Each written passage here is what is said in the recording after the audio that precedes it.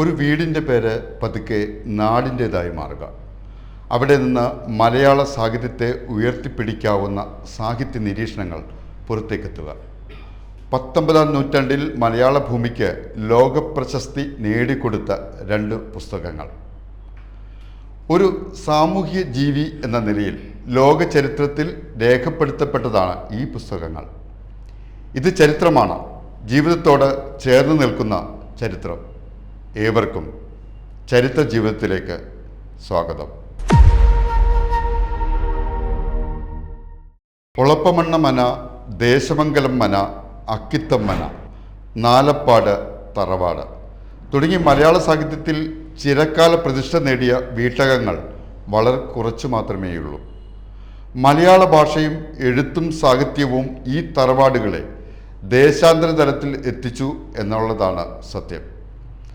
നാലപ്പാട് നാരായണ മേനോൻ, ബാലാമണി അമ്മ, മാധവിക്കുട്ടി, ഈ 3 വ്യക്തിത്വങ്ങളും വ്യത്യസ്ത രീതിയിലാണ് പ്രശസ്തരെങ്കിലും അവർ നടന്ന ഒരേ നാലപ്പാട്ടൻ വഴികളാണ് ഇതിൻ്റെ പിന്നിൽ. ഇതിനെ ഒരുമിച്ച് നിർത്തുന്നതും ഈ നേർപ്പാതയാണ്. പുന്നൂർക്കുളം എന്ന പൊന്നാനിയിലെ ഗ്രാമത്തെ ഇംഗ്ലീഷിലും മലയാളത്തിലും എഴുതി ചേർത്ത മലയാളത്തിൻ്റെ മാധവിക്കുട്ടി എന്ന കമലാദാസ്. അമ്മ എന്ന വാക്കിലെ മാതൃമുഖം കേരളത്തിന് പകർന്നു നൽകിയ ബാലാമണിയമ്മ എന്ന പ്രിയപ്പെട്ട കവയത്രി. മാധവിക്കുട്ടിയുടെ അമ്മയാണ് ബാലാമണിയമ്മ. ബാലാമണിയമ്മയുടെ അമ്മാവനായിരുന്നു നാലപ്പാട്ട് നാരായണ മേനോൻ. ഇതൊക്കെ ആഹ്ലാദം ഉണ്ടാക്കുന്ന സാഹിത്യ ജീവചരിത്രമാണ്. നാലപ്പാടിൻ്റെ മുൻപറഞ്ഞ 3 പേരുകളിൽ ശ്രദ്ധേയനായത് മലയാളത്തിലും സാഹിത്യത്തിലും ചിന്തയുടെ വൈവിധ്യങ്ങൾ പാർന്ന നാലപ്പാട്ട് നാരായണ മേനോൻ തന്നെയാണ്. ഇതിൽ ലോകത്തോട് കൂടുതൽ സംസാരിച്ചത് നാലപ്പാട് എന്ന വിളിപ്പേരിൽ അറിയപ്പെടുന്ന മേനോൻ തന്നെയായിരുന്നു.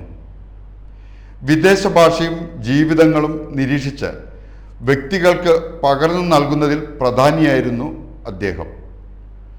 വിക്ടർ യൂഗോ രചിച്ച് പ്രസിദ്ധമായിരുന്ന ലെസ് മിസറബിൾ എന്ന ഫ്രഞ്ച് നോവലിൻ്റെ മലയാള പരിഭാഷയാണ് അദ്ദേഹത്തെ ശ്രദ്ധേയനാക്കിയത്. നാലപ്പാടാണ് ഇതിനു വേണ്ടി തുരിഞ്ഞിറങ്ങിയത്.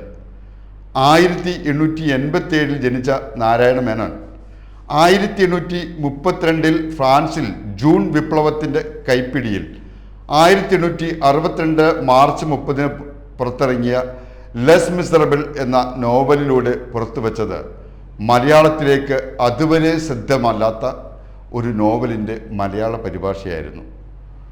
ഒന്നുമല്ലാത്തവരായി ജീവിച്ചിരിക്കുന്നവരെ ചേർത്ത് നിർത്തി വിക്ടർ യൂഗോ വെളിപ്പെടുത്തിയത് പാവങ്ങൾ എന്ന നോവലിലൂടെ പൂർണ്ണാർത്ഥ മലയാളമാക്കി പകർത്തി എഴുതുകയാണ് നാലപ്പാട് ചെയ്തത്. അതുവരെ നിലനിന്ന സാമൂഹ്യ വൈരുദ്ധ്യങ്ങളെ കണ്ടെഴുതിയത് എന്ന് വേണമെങ്കിൽ പറയാം. ഇല്ലാത്തവരെ അല്ല, ഒന്നിനും കൊള്ളാത്തവരെന്ന് കൽപ്പിച്ചവരെയാണ് ജീവിതത്തിനോട് നേർക്ക് നേർ നിർത്തിയത്. പള്ളിയിൽ നിന്ന് മോഷണം നടത്തി ഓടിപ്പോയവനെ പിടിച്ചുകെട്ടി പള്ളി വികാരിയുടെ മുന്നിൽ ഹാജരാക്കിയ പോലീസ് ഉദ്യോഗസ്ഥനോട് പള്ളിയിലച്ചൻ പറഞ്ഞ വാക്കുകളുണ്ട്: ഇവൻ മോഷ്ടിച്ചതല്ല, ഞാനിതവന് നൽകിയതാണ്. മാത്രമല്ല, ഇവൻ എൻ്റെ സഹോദരനാണ്. ഈ വാക്കുകൾ മലയാളത്തിൽ മാത്രമല്ല, ലോകത്തെവിടെയും പ്രശസ്തമായ ജീവിതത്തിൻ്റെ വരികളായി ഇന്നും നിലനിൽക്കുന്നു. ലോകത്തിൽ ഇത്ര നിരവധി സംഭവങ്ങൾ ആ കാലത്ത് ഉണ്ടായിട്ടുണ്ട്. എന്നും ഒന്നുമല്ലാതെ നിൽക്കുന്ന ജീവിതത്തിൻ്റെ ലോകത്തിൻ്റെ കൈവിരൽ സ്പർശമായിരുന്നു അത്. അന്നത്തെ ഫ്രഞ്ച് ജീവിത ദുരിതം ലോകത്തെവിടെയും പ്രതിഫലിച്ചിരുന്നു എന്ന് ചുരുക്കം.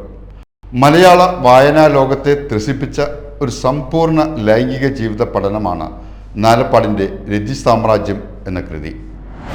മലയാളത്തിൽ സദാചാര ഒളിക്യാമറകൾക്ക് മുമ്പിൽ വെച്ച കണ്ണാടിയാണ് ഇത് എന്ന് പറയാം. നാലപ്പാടൻ ലൈംഗിക ജീവിതം ശരിയായി പഠിച്ചതിന് ശേഷമാണ് ആ പുസ്തകം പുറത്തിറക്കിയത്. കാമസൂത്ര എന്ന സംസ്കൃത രചനയ്ക്ക് മലയാളത്തിലൂടെ നൽകിയ വിശദീകരണമാണ് ഈ കേരള പഠനം. ലോകത്ത് അതുവരെ മനസ്സിലാക്കിയ ജീവിത നിരീക്ഷണങ്ങൾ ഈ ഗ്രന്ഥത്തിന് കരുത്ത് നൽകുന്നുണ്ട്. എക്കാലത്തും പ്രസക്തമായ ശരീരശാസ്ത്ര നിരീക്ഷണത്തിന് മലയാളത്തിൽ തുറന്നുവിട്ട സൂക്ഷ്മ പഠനമാണ് രതി സാമ്രാജ്യം. വികലവും രഹസ്യവുമായിരുന്ന മലയാളി സ്ത്രീ പുരുഷ ബന്ധങ്ങൾക്കിടയിൽ ഒരു പരിധിവരെ തെളിച്ചമേകാൻ വഴി തുറന്നു കൊടുക്കാൻ ഈ പുസ്തകത്തിന് സാധ്യമായിട്ടുണ്ട്. മലയാളിയുടെ കപട സദാചാര ബോധത്തെയും വികലമായ ലൈംഗിക ധാരണകളെയും തിരുത്തുകയും ആദ്യത്തെ സമ്പൂർണ്ണ ലൈംഗിക വിജ്ഞാന കൃതിയായി ഉയർത്തപ്പെടുകയും ചെയ്തതാണ് ഈ കൃതി. ഭാരതീയവും വൈദേശികവുമായ ലൈംഗിക വിജ്ഞാനത്തിൻ്റെ മഹാശേഖരത്തിൽ നിന്ന് സ്വാംശീകരിച്ച വിലപ്പെട്ട നിരീക്ഷണങ്ങളാണ് ഈ പുസ്തകത്തിൽ ഉൾപ്പെടുത്തിയിരിക്കുന്നത്. പഞ്ചേന്ദ്രിയങ്ങളെ കൂട്ടിയിണക്കുന്ന ലൈംഗികത പ്രത്യുൽപാദനപരം മാത്രമല്ലെന്ന ബോധം മലയാളികളിൽ ജനിപ്പിക്കാൻ ഈ ഗ്രന്ഥത്തിന് സാധിച്ചിട്ടുണ്ട്. ശരീരത്തെക്കുറിച്ച് ശാസ്ത്രീയമായ അറിവ് പല കുടുംബത്തിലെയും പടലപ്പിടക്കങ്ങൾക്ക് കൗൺസിലിംഗ് നൽകുന്നവർ പരിഹാരമായി നൽകുന്ന പുസ്തകമായി രതി സാമ്രാജ്യം മാറിയിട്ടുണ്ട്. അത്തരത്തിൽ സൂക്ഷ്മമായ പഠനം ഈ പുസ്തകത്തെക്കുറിച്ച് നിലവിലുണ്ട്. പുരുഷ വീക്ഷണമാണ് ഗ്രന്ഥത്തിൻ്റെ അടിസ്ഥാനമെന്ന വിമർശനമുണ്ടെങ്കിലും ഏവർക്കും വായിച്ചെടുക്കാവുന്ന നിരീക്ഷണങ്ങളാണ് അതിൽ കൂടുതലായും കാണാനാവുക. ഈ രണ്ട് നാലപ്പാടൻ രചനകളും കേരളത്തിന് സധൈര്യം മുന്നോട്ട് വയ്ക്കാവുന്ന ജീവിത പഠനങ്ങളാണ്. ഒന്ന്, സാമൂഹിക ജീവിതത്തിൻ്റെ നേർചിത്രമായ പാവങ്ങൾ എന്ന മലയാള പരിഭാഷ. മനുഷ്യ മനസ്സിൻ്റെ അകമ്പൊരുൾ വ്യക്തമാക്കുന്ന ശരീര പഠനം രതി സാമ്രാജ്യം. 19-ാം നൂറ്റാണ്ടിൽ മലയാള പെരുമയ്ക്ക് ഈ രണ്ട് രചനകൾ എല്ലാ കാലവും ഓർത്തുവെക്കാവുന്നതാണ്. അത്രമേൽ കൃത്യമായിരുന്നു ഈ പുസ്തകങ്ങൾ. വായിക്കുക, പ്രതികരിക്കുക. നമസ്കാരം.